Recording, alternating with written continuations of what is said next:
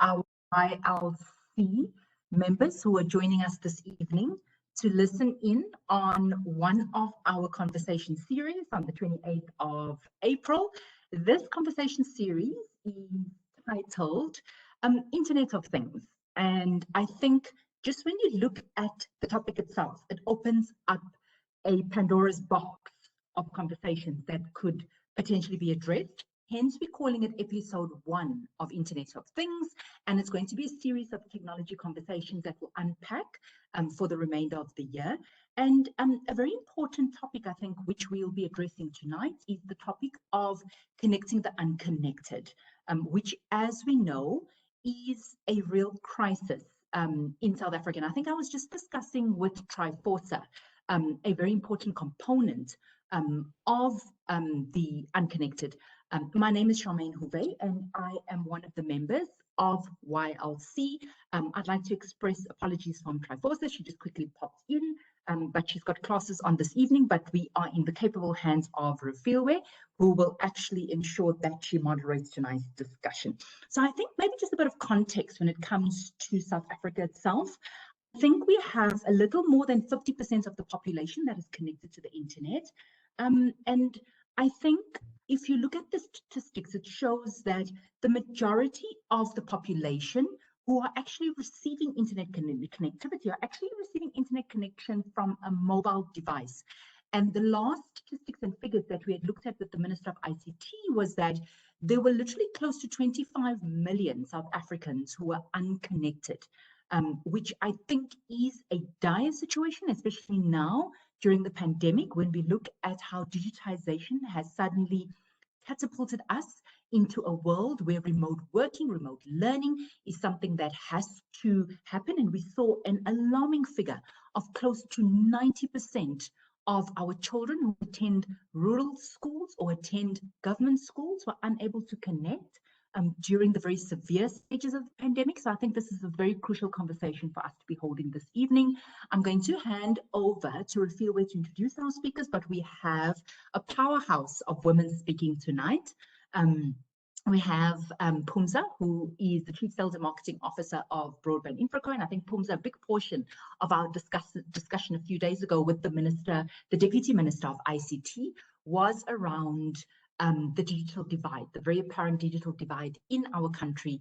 And she spoke at length about how this is impacting many of the callers who I'm looking at tonight are the youth, many of them being entrepreneurs who are whose journeys are being further exacerbated because of this lack of digital divide. We also have Zandile, who's on the call with us as well, one of the co-founders of Girl Code.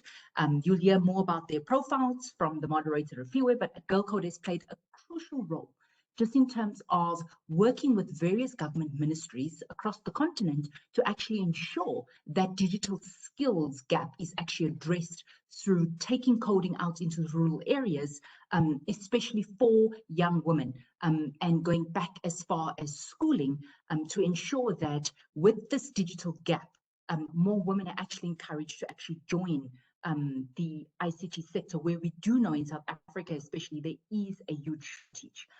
Our final speaker is actually Dr. Christy, who will actually share with us her experience in digitization, especially her experience in Silicon Valley, where my company Cisco is actually located.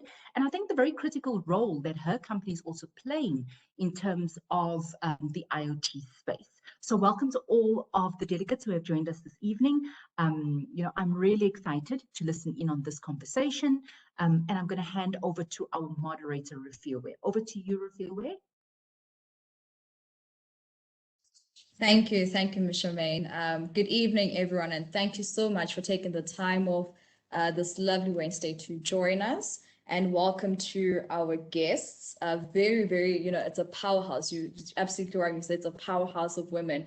I mean, earlier on when I was prepping for this call and I was reading the bios again, I was just like, shoo, wow, hey, wow. No pressure for as the young ones who are still coming up behind, but yeah, it's a lot. So I'm going to start off with introducing Ms. Phumza Dyani. I hope I'm saying that correct. Please do let me know if I'm not saying correct. And she is the Chief Marketing and Sales Officer at Broadband in Fraco. She has spent over 18 years in various roles in ICT industry and is a partner at the South African region for the Regional Consortium of Experts and Development. You know, when I was reading this and I was looking at your pictures as well, Phumza, I was like, 18 years. When did you start? When you were 0? You know, it's very, very impressive profile. You know, you've worked for major mobile operations in the continent, including MTN and Vodacom, and has operated, you know, across various spheres of your career. And I think right now your role at Broadband is, you know, a really interesting one where you're working with innovators and really bridging the digital divide and the digital economy. So I'm going to ask, as I ask your questions, I'll bring in some of the many accomplishments that you have, you know, achieved. Our next guest is Dr. Christy Fernandez-CullMs. Please do correct me if I'm saying that right. And she is the head of sensors at Lyft, a level 5 self-driving division, leading a team of drive sensors architects for Lyft, and designing the machine eyes to help transform transportation for the future. I think that one as well is really, really exciting considering, you know, where our transportation is headed. And then we also have Ms. Zandile Mkwanazi, who has a BSc honors in degree in computational and applied mathematics from the University of Witwatersrand. And Zandile joined the Johannesburg Center of Engineering Coach Lab program whilst doing her master's. And as part of her passion, you know, and this really excites me because I think so many of us go into careers, but we don't really look at what is it that you're really passionate about. And, you know, Zandile started, you know, Girl Code, which is a passion project for her. And we'll go more into that. But I think that is really another exciting one because coding is at the forefront of what we'll be talking about, obviously, today. So welcome, welcome, ladies. I'm going to ask that you just say hi to everybody so we can see all your beautiful faces, and then we'll get started with the questions. Christy, I think you can introduce yourself first. Sure. Really am honored to be part of this distinguished panel, and really just humbled to join you all today. Thanks for having me.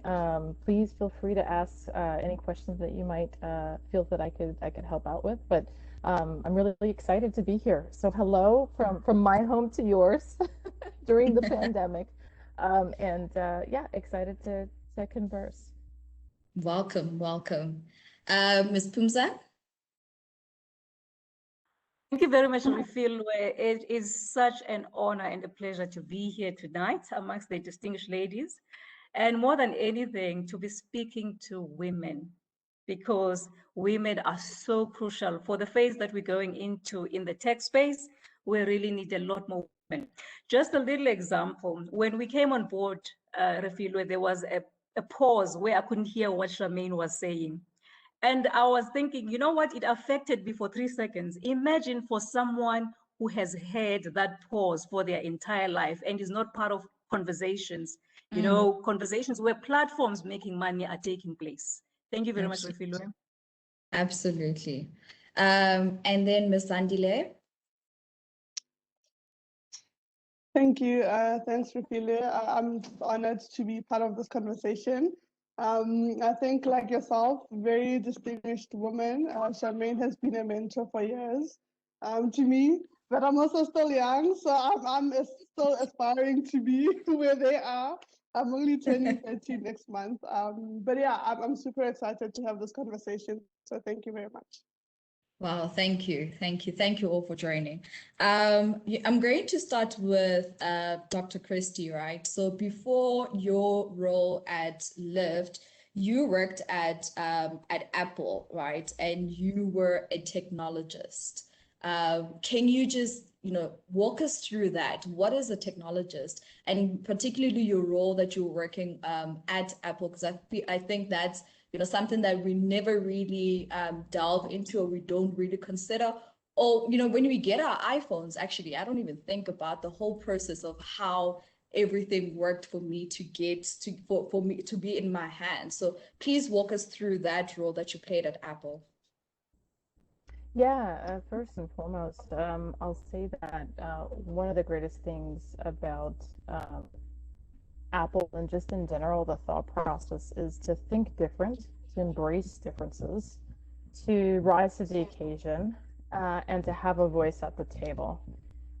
So as part of that ecosystem and being a technologist, it's really the love of problem solving. So ever since I was a little girl, I was always asking questions, as my mother and father would say.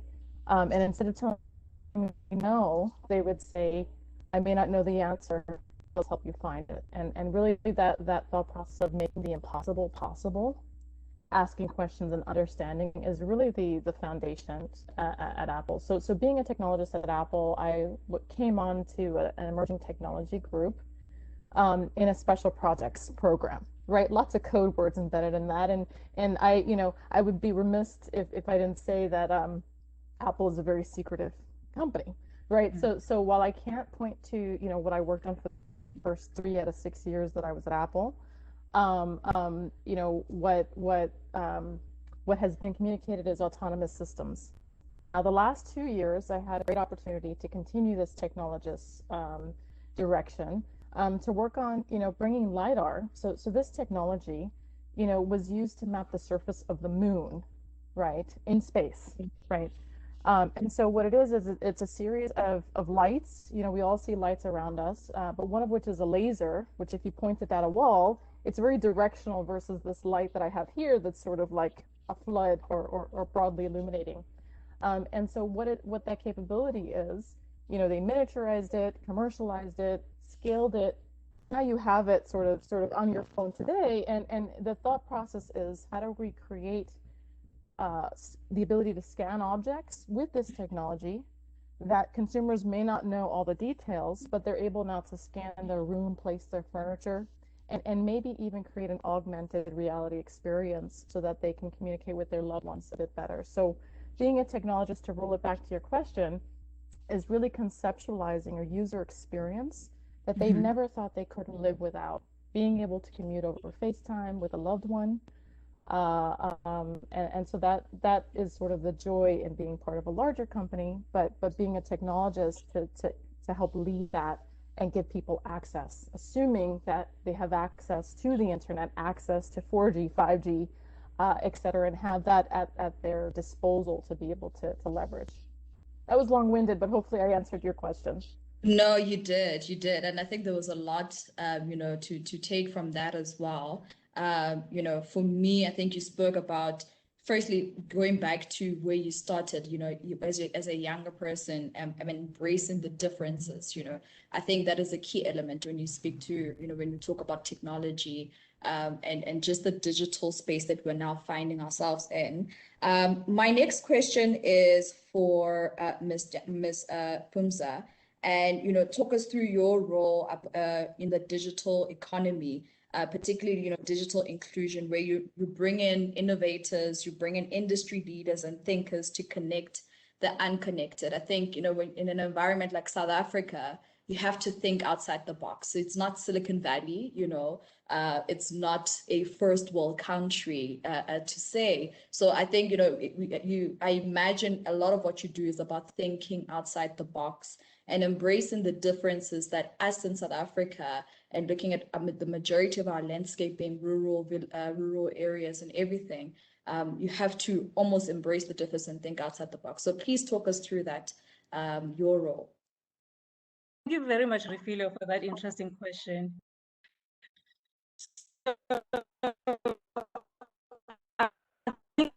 What happened from South Africa is just how big the digital divide is. And part of my role with Broadband Infraco is we're a state-owned entity, and we have a mandate for commercial aspects, and we have a mandate for connecting the unconnected. So when we talk about all these nice things that are happening in Silicon Valley, it pains my heart because there is a bigger part of our population that is still, they still get excited about getting the internet for the first time. we are actually taking internet to spaces that are deep rural, where people do not even know how to switch on the computer and how to access the internet. So this particular role is, you will see that I've spent quite a long time in ICT space, but this is the first time where I am performing in a role where there's a social mandate that is connected to it. And that's the most fulfilling part, because we took for granted, I mean, we spoke about new technologies, emerging technologies, 3D and so on. We forgot completely about the masses and how is it affecting them? Because practically speaking, we're building a new economy. We're building an economy that is trading digitally and moving away from just the physical space. These people have been left out in the past economies already because of what they are far from accessing any opportunities.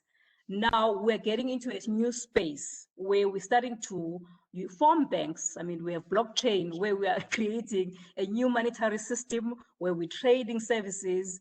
And meanwhile, we have left them out of just the physical trade perspective. So where we come from is we have been mandated by government to really look out for these underserviced areas and the rural communities. And part of the major projects that we're working on currently is a project called SA Connect. SA Connect goes into the deep rural communities, and we're connecting schools for the first time to technology. We're connecting hospitals to technology. And the fundamental of that is once you are connected and at least you have presence in the rural communities, you can start then connecting all the other communities like the farming, the agriculture space, like the B&B environments. So what we have learned over the years is it is very expensive to deploy infrastructure into the rural communities, and that's why the private sector has not been able to do that. So we've learned to find very creative ways of training the communities to really help in the deployment of at least the last mile. So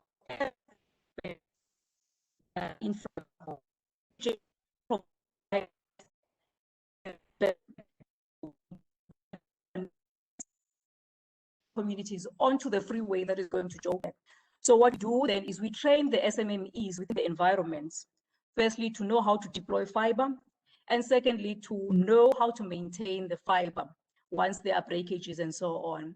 We also deal with a lot of partnerships where we deal with private sector that is doing maybe deployments into the libraries, because it is a very big scope, Refil, and you know, I don't know where you from, your rural community is from, but if I'm looking at the Eastern Cape where I'm coming from, the rural communities are far, far flung, and they're far from each other, making it so difficult and so expensive, and I mean, less cost effective to deploy the technologies into those environments. So create innovative ways of connecting by exploring new technologies. For instance, right now we are working on a concept of TV white spaces, where we're using frequencies of the TV channels that were not used to test how we can use those for communication. We are looking at satellite technology, which has been there, but we're trying to use it as cost effective as possible. And like I said, using the rural communities as ISPs to help us with the deployment of the last mile. Wow, wow. I mean, that is just incredible. And I fully understand what you're saying. I'm from rural Mafikeng as well. And it's actually, the spaces are far, the villages are far in between. So to imagine, you spoke about the freeway from Johannesburg, for example, for people in the villages to even get the connection, it's very difficult. But I want to take it, for my next question for Zandile, and this speaks to, what Phumza said about you're dealing with people in the villages who don't even know how to turn on a computer. So now you want to add on the connectivity element of it and, the technology element of it. So for you, Zandile, you started Girl Code, which is all about getting young girls excited about coding and getting into the STEM space. But let's start with, how do you even start to speak to a little girl in rural Mafikeng who's never even, switched on a laptop or a computer, and now you want to tell this little child to get into STEM and get into technology and all of these things? How do you get them motivated into that space? And I think it's a, it's more than anything, it's a matter of giving them resources, but also a mindset thing, right? Of it is possible for you to get into the space as well. So how do you go about with recruiting your young girls first and foremost, but also reaching those in the unconnected world? Yeah. Thanks, Raphaelia. I think, it's when you think about the rural area, definitely, they're so far behind. But what's quite sad and what we've seen is even in Gauteng, in townships, we still have unconnected people. So that's scary, right? You would think, oh no, we done, a major like province like Gauteng, cities like Joburg, everybody here should be fine. So we've seen that, I mean, even the schools we work with here, there's girls that have never seen a computer before, which really like kind of tells you how big the scope is in terms of like what we need to do to catch up. I'll just give you like a scenario, right? So about 2 years ago, when we started working with primary and high schools, we went to a school in Pretoria in Hammanskraal. And at the school, we were shocked that the girls don't know what computers are. Because we thought, no, man, yeah, they should know. Like, it's not that like far off. And one of the girls, I still remember till this day, was just so scared to even touch the mouse and was like, I don't want to break it. Like, no, no, no, I don't want to touch it. And as we were like teaching them the lesson, again, like there's also a language thing we need to get into, like a language barrier. When you're talking coding already, it's confusing. And, if you're saying it in English, it's like, what are you saying? So we had to try and explain in Tswana, in Zulu. And as we were teaching and we were like, kind of like explaining the lesson, I just kind of kept looking at her and she was getting it. She was like, she was smart. She was actually getting what we were saying she must do. It's just that she's never seen a computer, so she wasn't aware how to navigate it. So we take her hand, like, no, just click here, click, don't worry, you can break it. Nothing is going to happen, but trust me, you won't break it. Just click and do this. And what was astonishing is at the end of it, she was actually showing her classmates. She was like, oh no, this is actually what you do. This is how you press it. I'm just like, there's so many young girls in this country in rural spaces that are probably brilliant, right? They can create amazing stuff, but just from the sheer fact that they were born in a certain area and there's no infrastructure, they will never get to experience that. They'll never actually get to bring forth their brilliance. So that's what we're working very hard to do. Of course, like this will require partnerships and having, like, we can't solve all the problems. And I think public and private sector can really come together to make this happen, because we're really missing out on a lot of innovation and IP that only someone who's lived a certain experience can think of. Like me living in, like now living in 4As, I can think of, problem like solutions to problems in the rural areas. Only someone living in that knowing that, okay, I take a bucket every day to the river to get water. If they're given the opportunity and shown the technology, they could come up with some innovations that we could never dream of. Right? I always say there's like, we have problems here in South Africa that, someone in Silicon Valley could never create solutions for, just because they don't have that experience. So it's quite important that we really go back there and try as much as we can to expose to technology, and not like one touch exposure. So coming in for a day and talking, that's great, but we believe in like long-term sustainable exposure so that they get used to it and then they start, because I believe first you start learning, and you kind of start memorizing how things are, and then you get into the innovation where you're like, okay, how can I make it work for me, right? So yeah, so that's basically as an organization what we strive to do, and we've seen so many young girls like do amazing work. We have some of our beneficiaries now living in the UK, and like someone who grew up in rural Limpopo, never been on a plane, and first time being on a plane, they're going to live in the UK, being hired by companies there. We've taken girls to Silicon Valley. So I think the scope is big. We just have to be willing and just put our resources together to make it happen. Yeah. Absolutely, absolutely. Wow. I mean, that's fantastic, to hear these great stories already that you guys are achieving and. So I want to go back to Dr. Christy now. So I am that little girl from Rural Mafeking who the first time I touched a laptop or worked on a computer and I was scared of breaking the mouse, I was 12 years old. So I'm a lot better now. I'm a lot better, but I'm still not there. But looking at the manufacturing and technology as a whole, how can we as South Africa and even Africa as a whole start technological manufacturing as a whole? And then also, how can we leverage on the opportunities relating to technology, to the 4IR and innovation as well?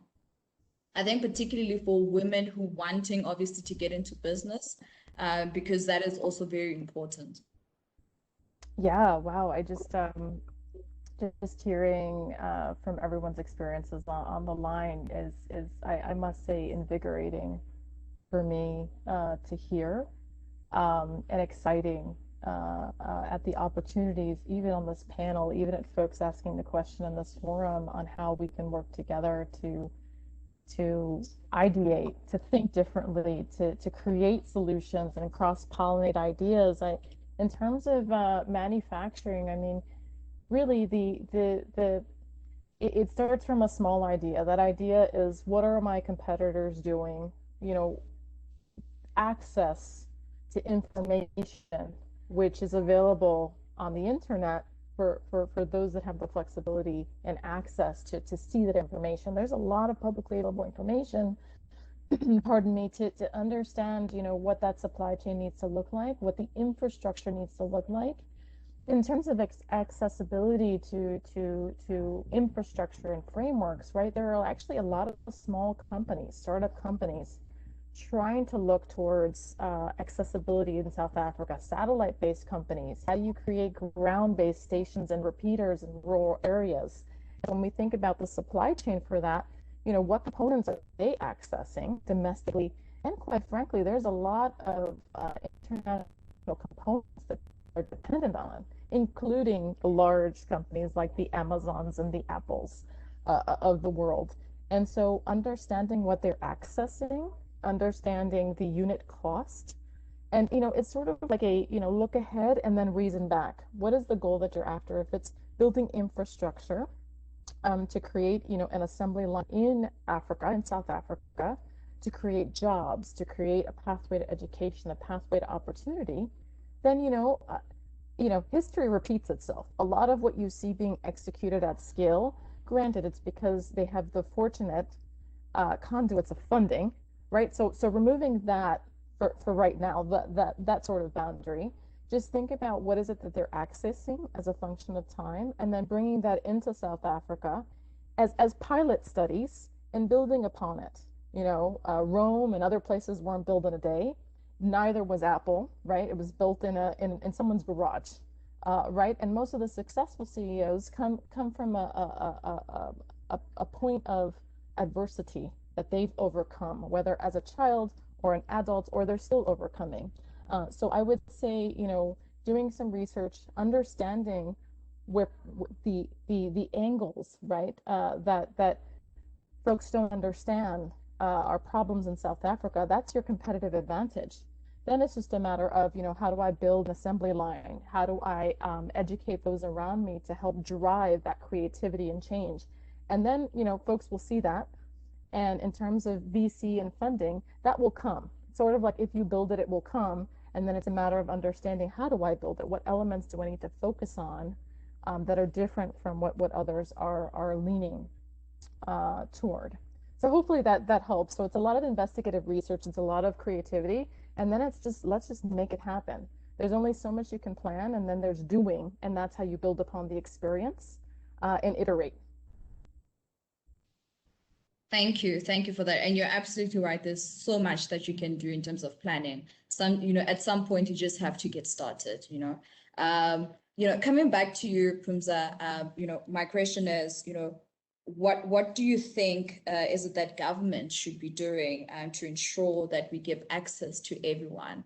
And a second part of that question, is from the floor here on the chat box, to say, how can technology be used to solve world problems? Because I think, government has an opportunity to really look at what can technology offer in terms of, them serving the communities that, are looking to them to basically serve them. So what do you think that government should be doing, and how can they use technology to really solve the societal problems that we're facing? Very much, Refilo, for that question. What can government do to solve the connectivity issue? Look, I think government is doing all that's in their power to solve the connectivity issue. The real issue becomes the funding that is linked to deploying the technologies. So with all the constraints that we have on our fiscus, it becomes a challenge to do all of these things all at once. So what government then does is, so we've gone through the first phase of SA Connect to deploy infrastructure into schools, into rural hospitals. And the government then took a step back to say, look, let's reflect. What did we do right in the first phase, and what can we do better in the second phase? And that's where government is currently finalizing a feasibility study that is looking at saying, what are the most optimal ways of deploying this connectivity so that we have impact, we have scale. I mean, we're looking at connecting about 40,000 sites, but to date, we've only managed to get to at least about over 4,000 sites, purely because of financial constraints, because there are so many pushes and pulls on the financial budget. So government is also doing a couple of things when it comes to pushing the industry down to review the data pricing, because currently you have mobile operators that have deployed quite effectively and have covered some of the rural areas where there is a problem. But the only constraint is what? It's the cost of data. It's like you literally would have switched on the computer and have done a download, and the bundle is off, is completed.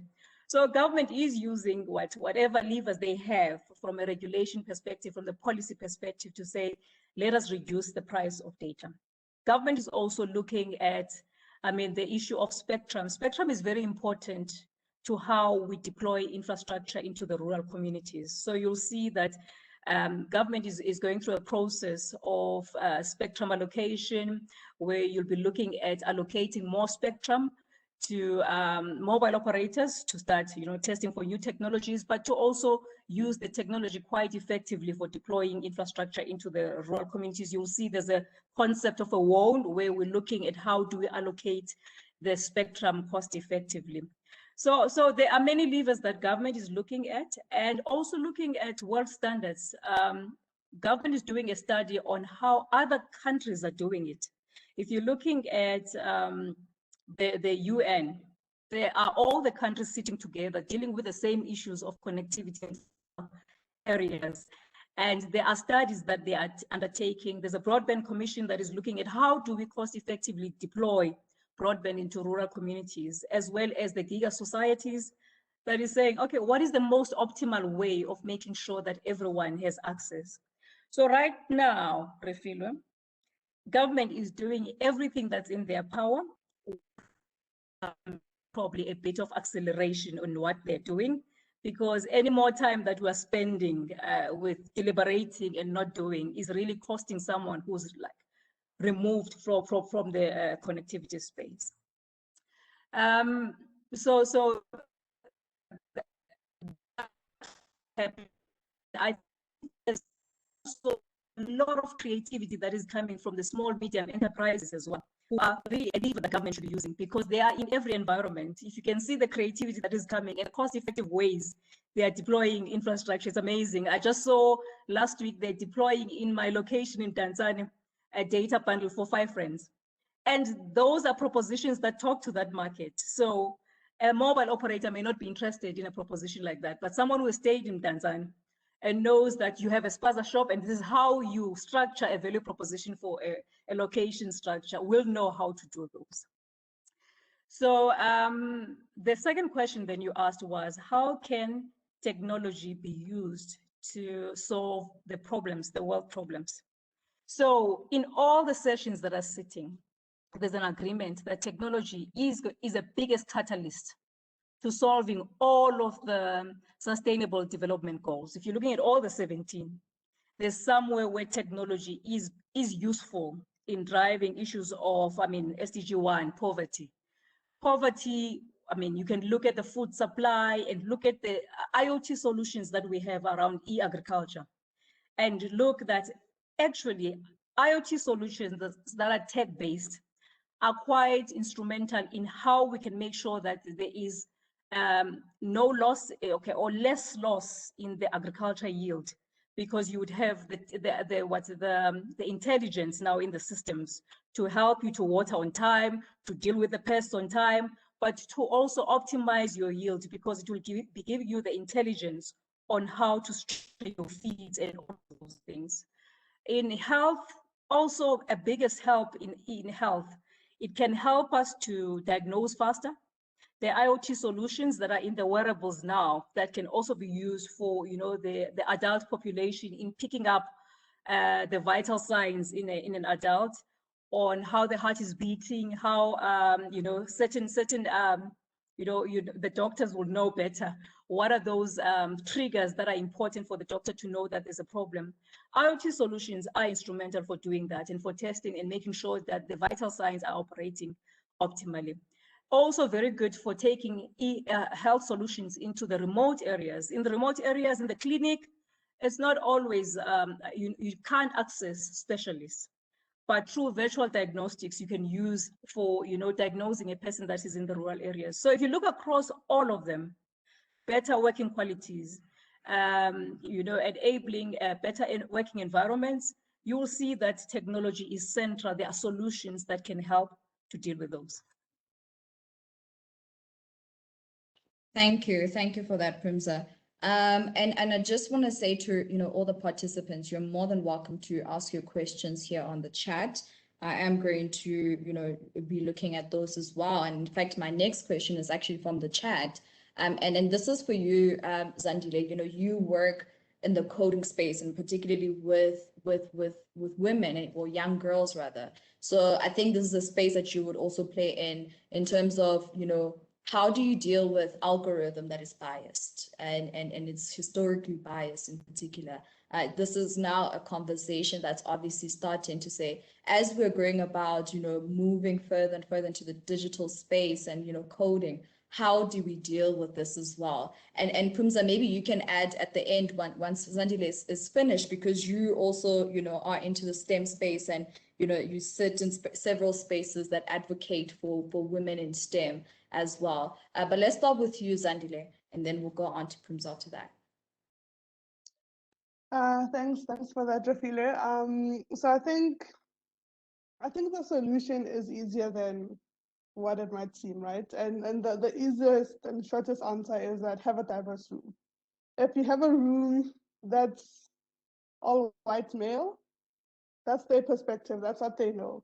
So naturally there will be some bias that they won't be able to catch. And we've seen quite a lot of examples of this. We've seen, like big tech giants, Amazon, building recruitment algorithms that flagged women, especially women of color, as unsuccessful candidates, just from literally the CV resume could be exactly the same, but because you like either female or you Black, then you flagged as someone that won't be successful from the job. You don't even get an opportunity to get into a room, simply because that's not the data that they had. The data showed that white male were the ones that are being successful in the company. So that type of unconscious bias can be dealt with if you have a room full of a certain sort of homogeneous group. So the easiest is have more diverse people, but then when you look at that, it's not as easy, right? Like, it's not just saying, oh, have a diverse room and then we all sorted. And that's kind of also like what we work hard at doing, to make sure that all these young girls that we're working with now end up in those rooms, end up working in technology companies where you know, when they see something, they can be like, wait a minute, have you thought about this? Or, you know, our data points don't have this particular demographic. That's really like fundamentally what the issue is that historical data, a lot of it is very much about a certain group of people that had access and who were being accepted into certain things. So using that as a reflection of who should be getting opportunities is definitely not going to work. So I think we need to be sort of more conscious. Companies rather need to be more conscious in terms of who's involved in that. But beyond that, we need to make sure that we have the skill sets and we're building diverse groups that have skill sets to be part of those conversations and be in those rooms so that they can flag. And we've seen it not just even in technology. There was a campaign a few years, so I'm sure you might have seen it, with clicks where the hair, black hair, is frizzy, and that was like the bad side of it, and then they showed that the good part is straight hair. So you wonder who was in the room that made that. If I was in the room, I'd be like, wait a minute, are you saying my hair is bad? Like, is that the advert that I have to straighten my hair? So that kind of tells you that the people in the room are not diverse, right? And without diversity, you can't have inclusion because naturally people will know what they know. If you don't have a different perspective, you know what you know. So I think what we do as an organization, trying to bring more young women, more young Black women into the technology space, giving them the skills, making sure that they end up in those rooms will be a way of solving sort of unbiased the bias that exists in technology, because they'll bring in their perspective and they'll be able to flag and say, oh, wait a minute, we can't be putting out, technology that automatically says, a Black person or a Black woman is and there's been lots of examples, is less likely to succeed just because in the past, white men were the ones that are being hired. So I think that's one way of starting to deal with it.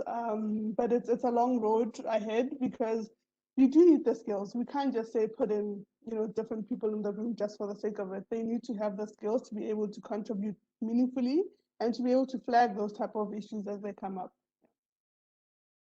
Absolutely, absolutely. I think in every space, not just in the, in the digital space, but every single space, we need diversity in each table. And Phumza, do you want to add on to that as well, please?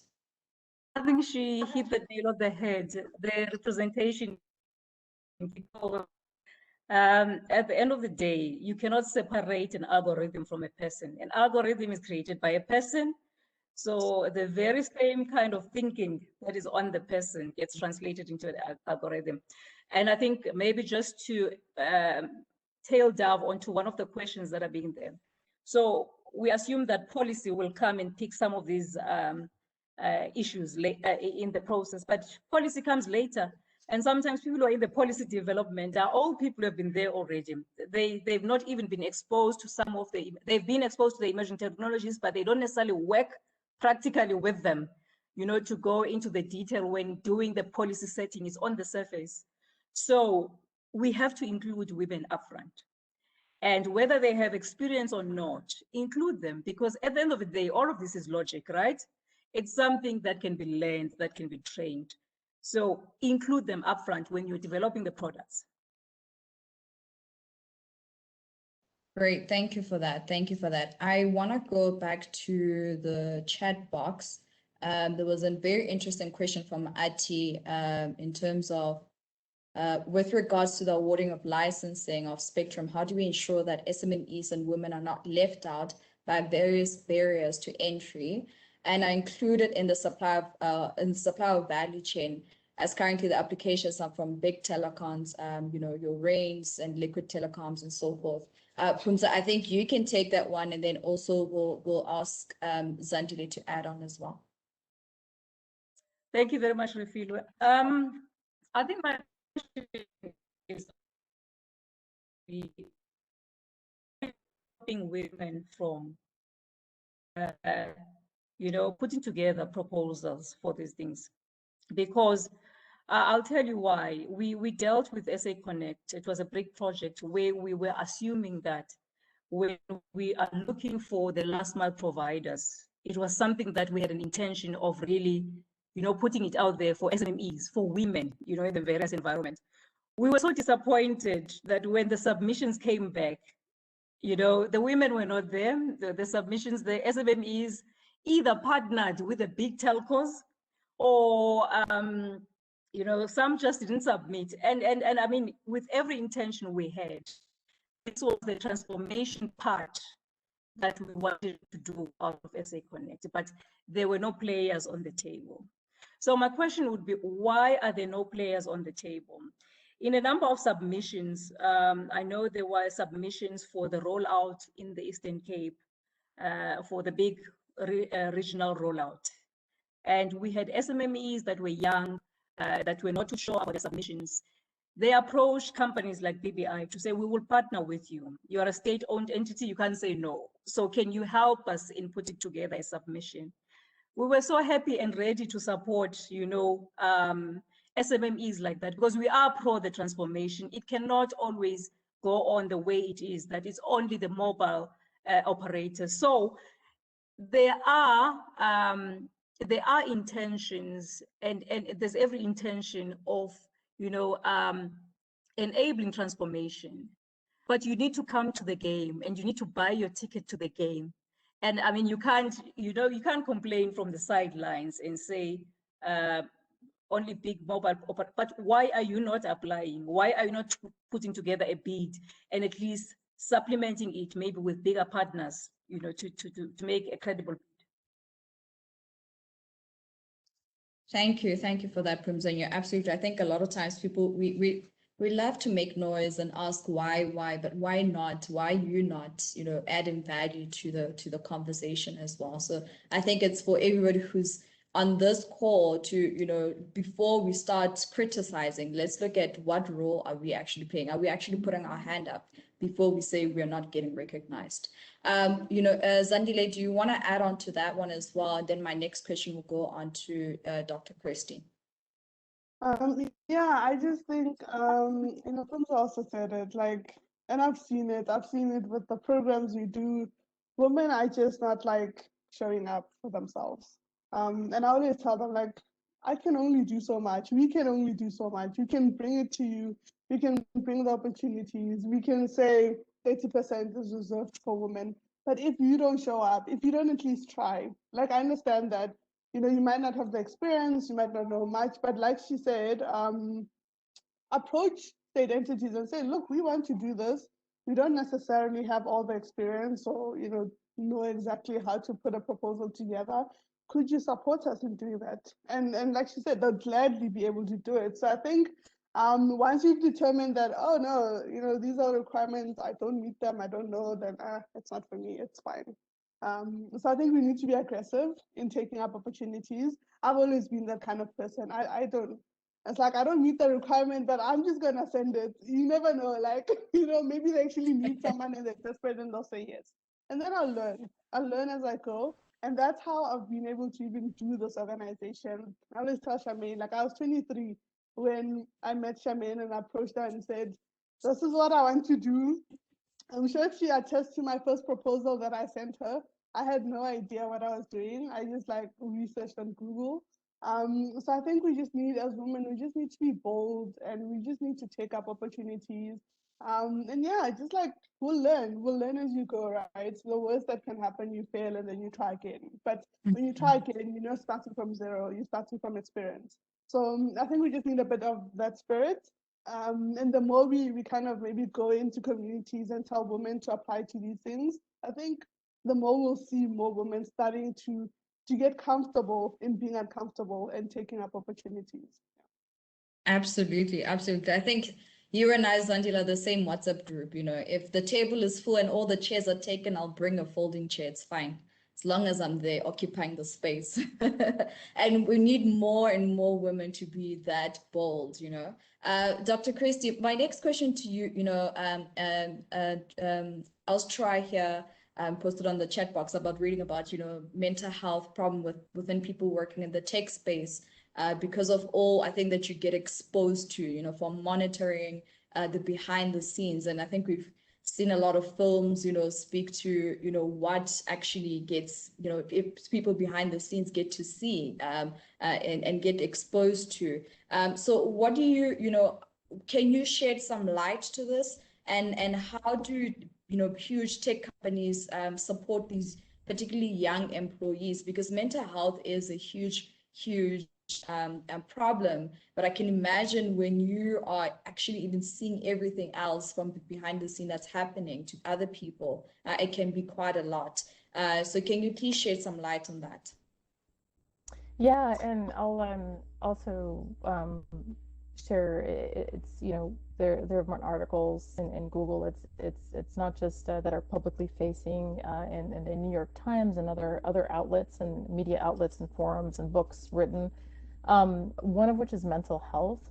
There are also aspects of assault, and that has a wide spectrum of what that means in the Silicon Valley environment, domestically and globally, for the broader theme of, you know, gender-based violence. I'm not suggesting that there are violence acts. I can't speak for all of the companies in Silicon Valley. But to answer your question about mental health and then marry that to assault, there are various methods that you can ask for help. Much of the companies in Silicon Valley have wellness departments.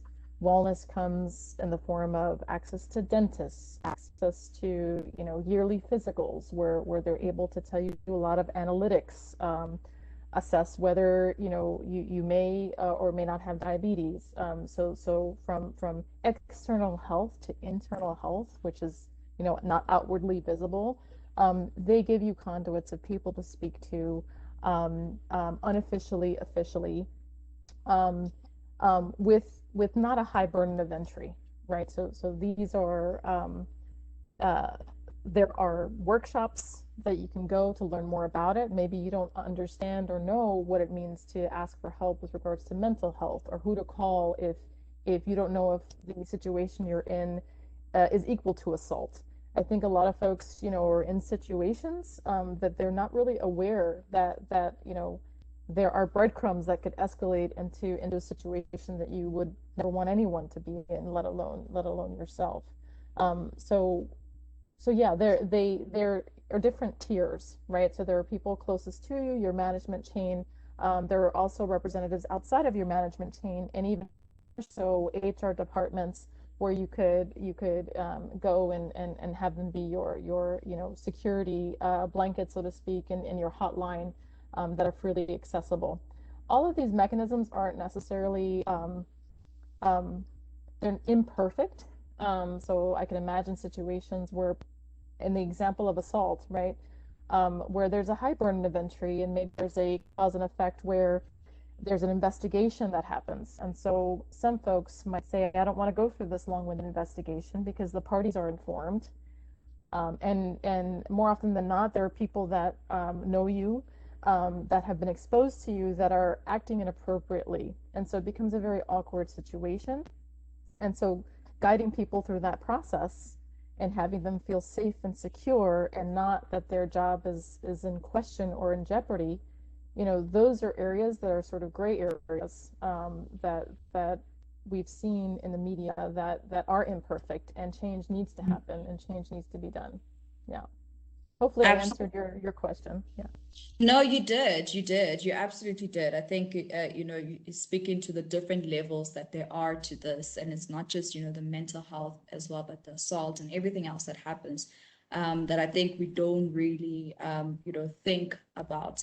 But, you know, speaking to, you know, you mentioned first the articles that have been written and everything. And, you know, one of the things that the, you know, technology has provided us is the, you know, social media, and there's a lot of, you know, disinformation out there. How do we deal with that? You know, what can we believe? What measures should we be taking? Because there is a lot of information out there and not all of it is true. So how do we deal with that? And how can we assist? How can we actually use technology to filter out the disinformation? Yeah, there are multiple levels there. I think there was also embedded in that question was sort of privacy. I mean, with regards to privacy and who's seeing what you're posting on social media, more often than not, again, this goes to the policies of, where you are in the country. So you have to sort of read what you're saying okay to. It's very easy, as an example, to bring up TikTok and you want to create a video. I want to create a video with my son, and I just say yes to everything.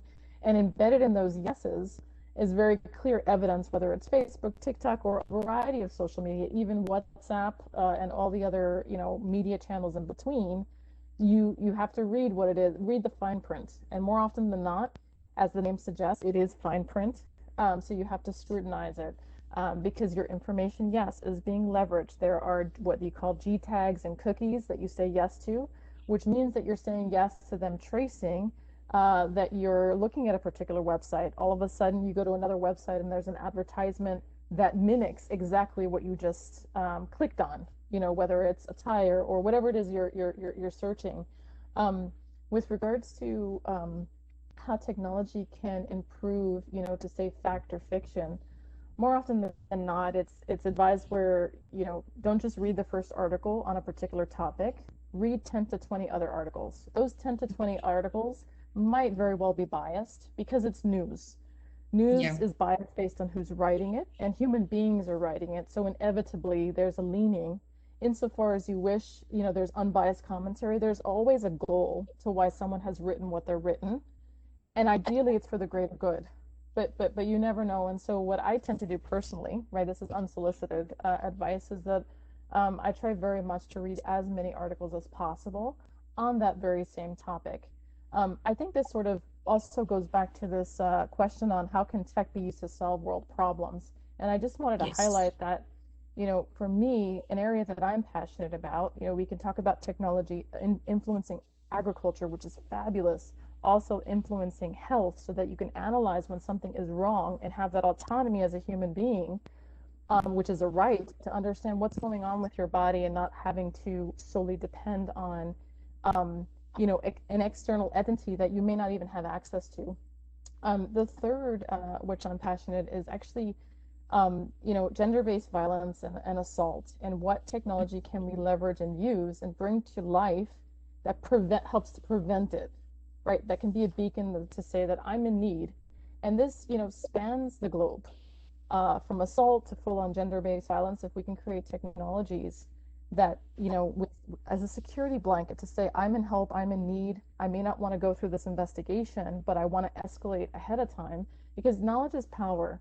The more we know that this is evidence of that could lead to an escalation, the better off we are. So in terms of, true versus fact versus fiction, I think, let's go with our heart and intuition and understand what is fact and what is fiction and what is biased. And then in terms of technology influencing change, let's try to prevent these really big issues that are already happening. So preventive, as well as, improve, using technology for improved screening, right, to assess why the assault happened, how it happened, etc. That was long-winded, but sort of I wanted to bring two of the questions together. Yeah. No, it was perfect. It was really perfect. Thank you for that. I'm going to ask one more. I'm going to ask you one more question before I ask my final question to all the panelists.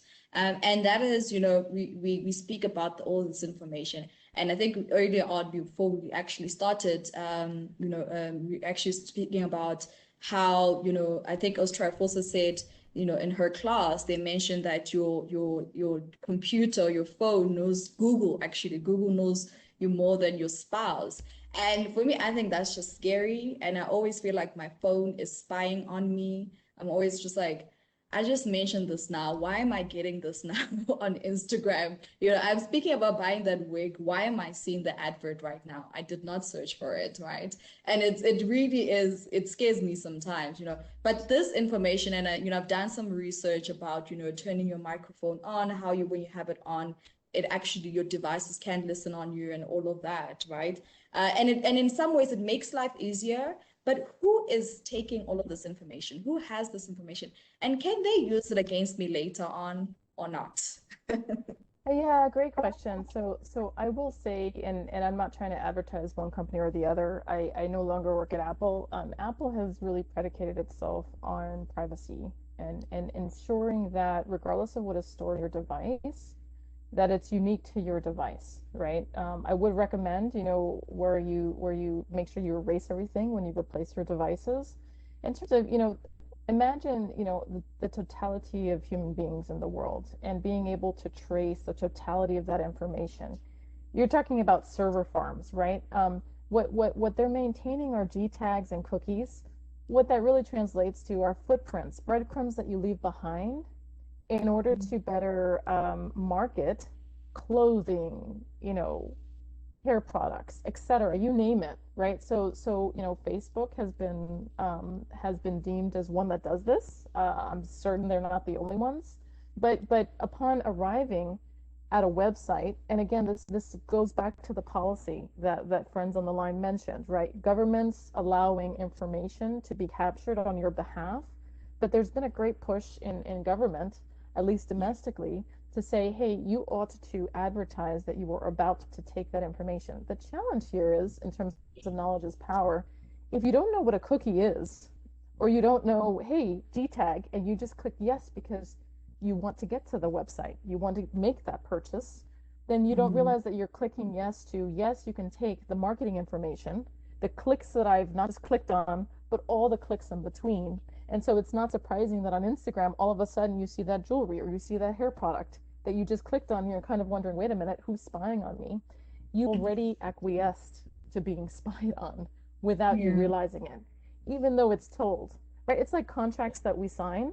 There's a fine print, and it's after the fact when we're in that situation where we say, I didn't sign this. Yes, you did. You may just not have read the fine print, of which is written in legalese, which honestly, myself, the everyday layperson, you need a lawyer to translate what that actually means and understand the repercussions. So it's fortunate that we're being warned, but unfortunate that you might need another degree just to interpret it, or you need to read 30 other websites just to figure it out. And so I think that's the Achilles heel, is that we need to create policies that say, yes, you can inform me, but it must be written in layman's terms so that I understand the repercussions just in case I'm in this situation.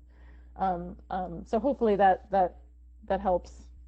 But yeah, I would keep track. I would not say yes to certain cookies and G tags, and people in the space root their phone. I'm not condoning whether that's good or not, but they install anti-spyware so that if someone's taking their information, they get flagged. But that's a whole new infrastructure that you now need to embed, which is an overhaul. We shouldn't have to do that. Yeah.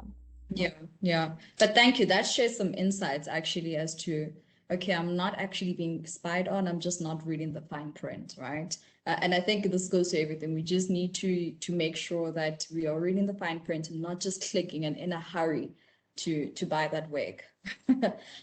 So for my last question, I'm actually going to pose this to all of you ladies. And this is, the career opportunities within each of the different spaces that you occupy. We're speaking about all the work that needs to happen, whether it's policies, whether it's infrastructure. But I think we can agree that also we need young minds. We need, young brains to come on with innovative ways to really push our economies forward. So I'm going to start with Ms. Phumza. You can just let us know what are the career opportunities within the spaces that you occupy. You've worked with AI. You mentioned earlier on IoT, blockchain. What are the different career opportunities within that space that I think either young people on this call can just go on and research more about and potentially look into pursuing. Thank you very much, Refilo. So if I look at the basics, I looked at this question and I thought, my God, the scope is so wide. There are so many opportunities. So if you are within this space, just do not even think about moving out of this space, because the opportunities are just immense. If I look at where we are, which is the infrastructure side of things, where it's just technically fiber deployment, I don't see the women there. So we do need women who can, dig and lay fiber out. And fiber is sometimes seen as it's like one of those kind of matured technologies, and there's a view that it will come to it won't come to an end, because even with 5G coming on board, you still need massive fiber infrastructure to start to backhaul the traffic that is coming from 5G onto the backbone, onto the mainstream of the network. So we do struggle to find women when we send out bids, and we're looking for specifically females. It is a space we are open, and just share, send us an email and say you have an interest in the space, what training do we have, and we will be so eager to help, especially women and on board.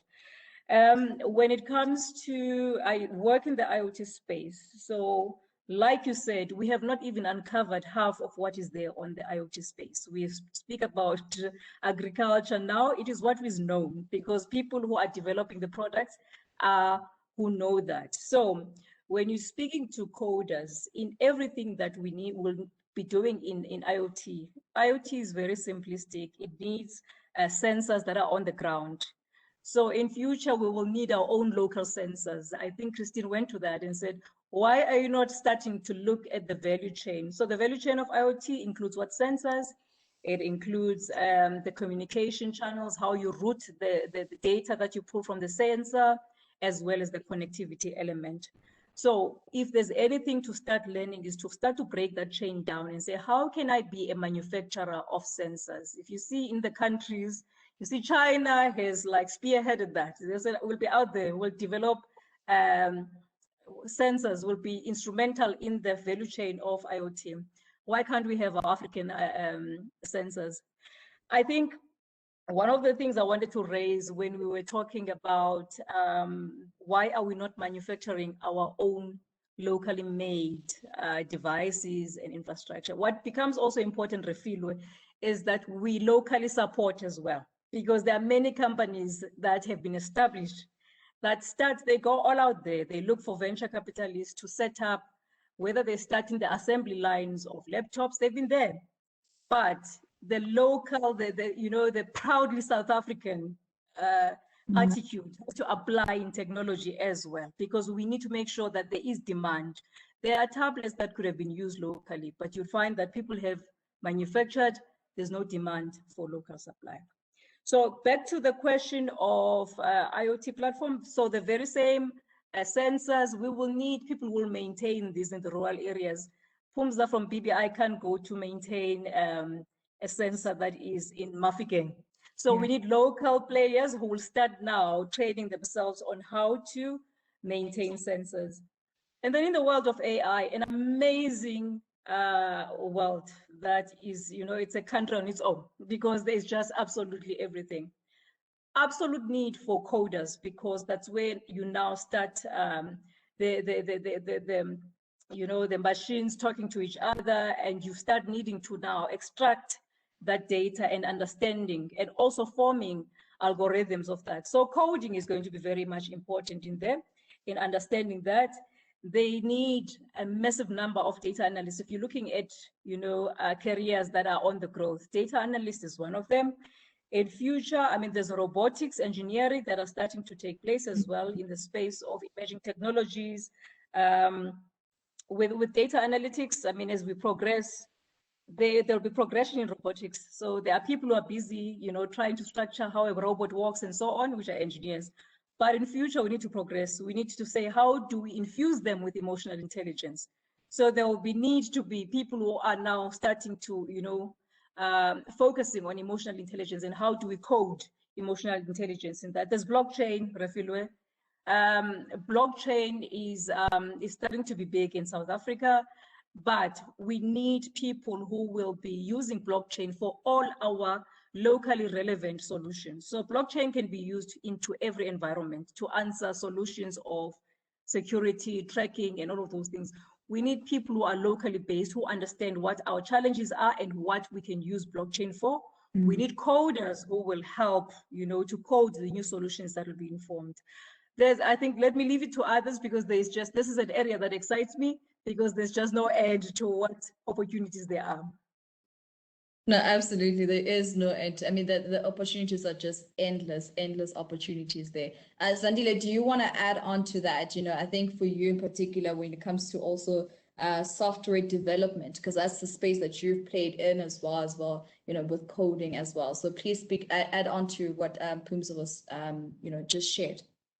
Yeah, I think Phumza said all of them. So like, but there's many, many more opportunities. I think what's important is, I think that there's still not enough information about this.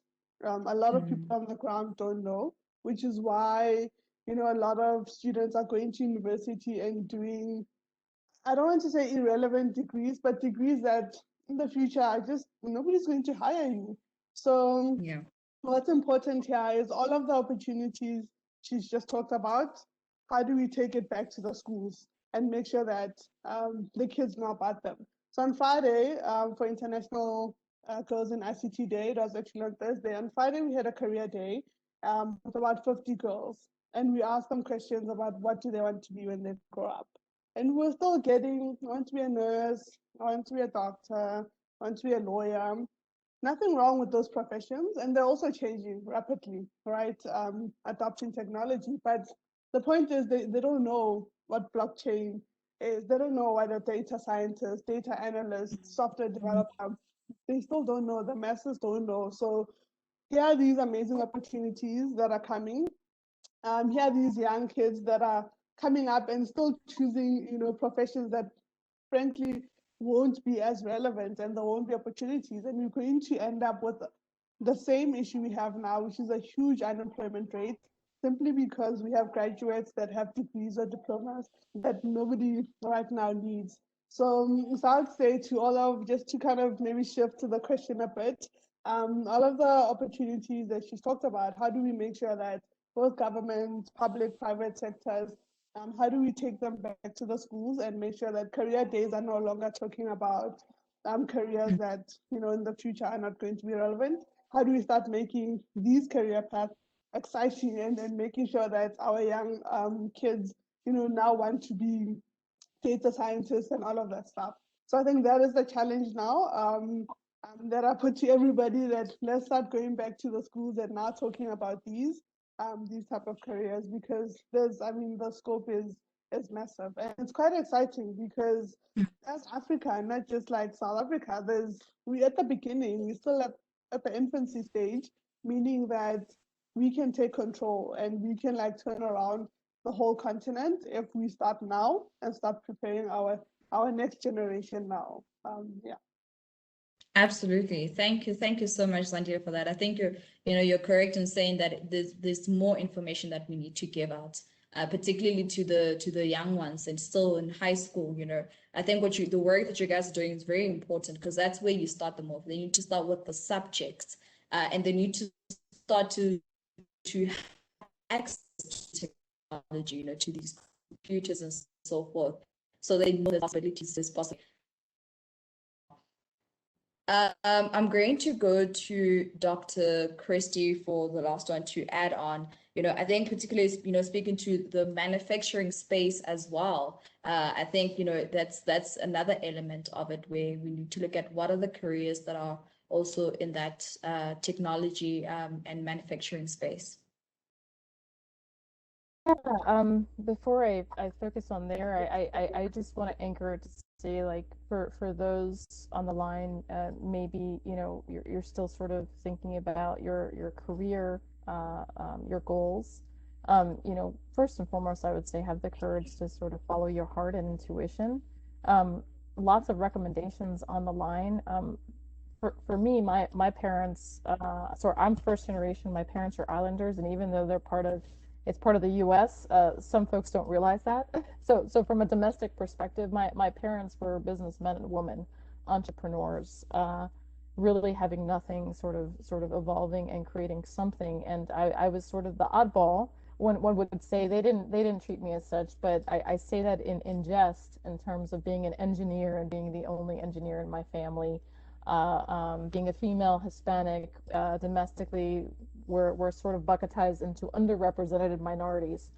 For better or for worse, I leave that for you to decide. But for better is sort of thinking about, you know, even though my parents and for those maybe the parental foundation isn't there, but a friend or a mentor having access and making, you know, asking for help. People don't realize like that is step zero, right? Being able to ask for help and being willing to accept that help and contribute. I think that's first and foremost has benefit. I can only speak through my eyes, right? That has helped me so much, and it's been mentors that, quite frankly, being the first, you know, even when you say doctor, for some reason I almost feel tempted to turn around and say, who is that? You know, who is she talking about? But and I appreciate it. I do. I'm just you know, sharing transparently, which is it was mentors that said, hey, like, continue your education. You're interested in asking questions, and by the way, it's free. People don't realize that domestically getting a PhD, a majority of the programs are free. Granted, you don't get something for nothing. You have to deliver by educating yourself, so you're paid to be educated. I can't speak for South Africa if that also holds, but in general, three flavors I would say. You know, find a mentor. That could be your parent, that could be your friend, that could be an advisor. I heard Charmaine is a fabulous mentor from what Rafil has mentioned, right? So it's these people in your life that tell you that you can be more, that you could do more, that what you're doing is fabulous. The second is, you know, look for ways to get free education. Understand what is going to be marketable, how it's going to be a commodity for you to help breed about and bring about domestic change. Be the change you want to see, and it starts with you. It doesn't have to be a multitude. A multitude helps, right? You have quorum and you have people that are going to help you along the way, but it really starts with your eagerness and your passion and your inspiration. Third, these statistics are up, right? Like, again, for better or for worse, right? Not as many women, right? Not as many what folks government deems underrepresented folks, but it's the diversity of thought that's going to bring about the change that we all need in this world across all the different sectors, right? And then, you know, love to learn. And then lastly, in terms of going back to the manufacturing, data analytics. I think friends on the line really said it best in terms of, you know, there's robotics, there's data analytics, embedded in that is coding. Honestly, being able to analyze and manipulate data is pretty powerful in this day and age. There's tons of companies, startup companies, that are funded primarily on the fact that they are able to take data, put it through a machine learned algorithm. They're not architecting the algorithm. They're downloading code, putting it through that code base, iterating, right? And showing that their analytics hold water, hold weight.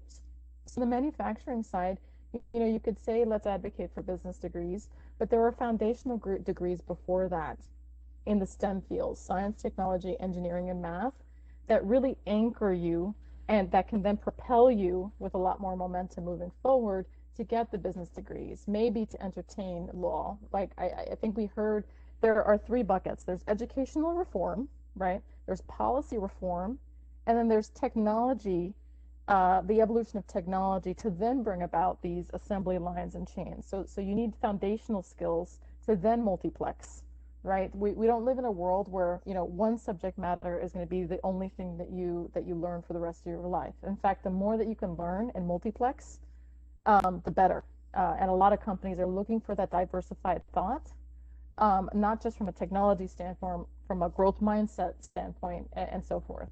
So I kind of answered your question at a high level, but I do think there's a core expertise, and then there's how you bridge the gap. You bring about all these experiences and you leverage it, right? Leverage the problems that you see natively, and then bring about technologies or ecosystems or policies to influence that change.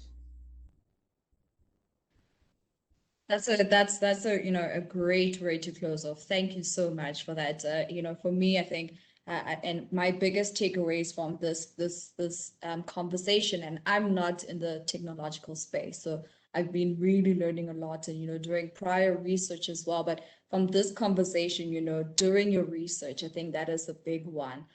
You know, looking at all the, you know, there's a lot that I've learned in terms of what government is doing that I didn't know. that I'm, just learned from Phumza in this conversation. So it's really great to know that there is work being done in this front. You just spoke about getting a mentor and, the educational aspect of it and following your passion. I think there's a lot to merge, what we, each of us individually are doing. I'm a coach, I coach young graduates, but there's an element of, bringing technology into my business as well and what I'm doing in order to scale, or just to make more of an impact as well and reach those that I currently cannot reach. So it's been great, ladies. Thank you so much for taking the time off to join us. And from my side, that is all for this evening. I'm going to hand back over to, I think, Bonisa, who will give closing remarks and we'll do thanks. Over to you, Bonisa. Thank you, Refilwe. Thank you so much to all our panelists. It was a seriously insightful conversation and very thought-provoking. And I'm hoping that to all our attendees and members out there, they have been provoked enough to shift them into action. Provide that kind of discomfort that says, I want to leave a breadcrumb. I want to be the domestic change that I want to see. So thank you so much to all of you, to Phumza, to Christy, to Zandile. And I hope you will remain friends of the YLC digital conversations going forward. Thank you so much. And to all our members out there, I want to say thank you for joining us today. And I just want to highlight that our next conversation will be on the 26th of May, 2021. And it is on racism in the workplace. This is definitely a topic that I feel you need to come and get some pearls of wisdom and hear about it, because no matter how subtle these barriers can be, they do exist. And the more empowered with knowledge to identifying things, you become empowered to actually deal with them. So join us on the 26th of May, and also just watch out on our webpage for more on the topic. So thank you very much to everybody. Thanks, Refilwe, for being a beautiful hostess and handling our panelists with care. And with that, we'd like to say, have a great evening, be blessed, and be safe. Thanks.